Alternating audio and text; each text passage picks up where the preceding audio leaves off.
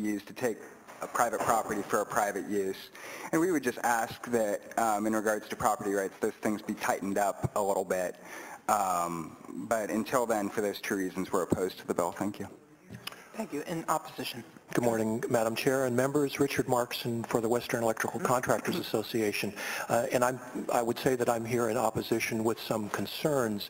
While we support the premise of Senator's bill to encourage new construction, particularly sustainable construction, we do have one modest concern regarding the language on page 15 of the bill at line 14 through 19.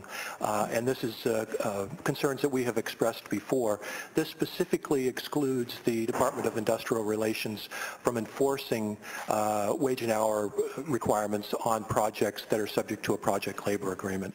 And while there's considerable debate both within the Capitol and within the industry about the efficacy of project labor agreements, the other provision exempts these projects from contributing to the compliance monitoring unit.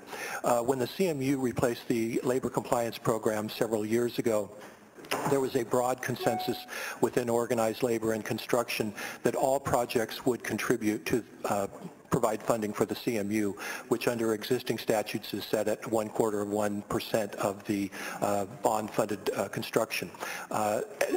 Since then, I would say almost similar to some of the agreements that we've reached with North Korea and Iran, you have an agreement until you no longer have an agreement. And so what we're seeing is in legislation attempts to exclude some projects from making this contribution to the CMU.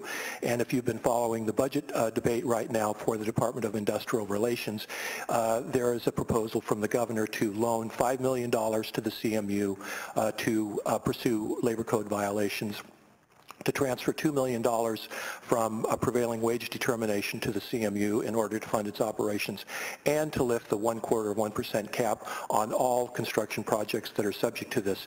We don't think that this is, satisfies a valid public policy purpose. We think that the project should be under the control of DIR for labor code enforcement, and we think that these projects should contribute to the CMU.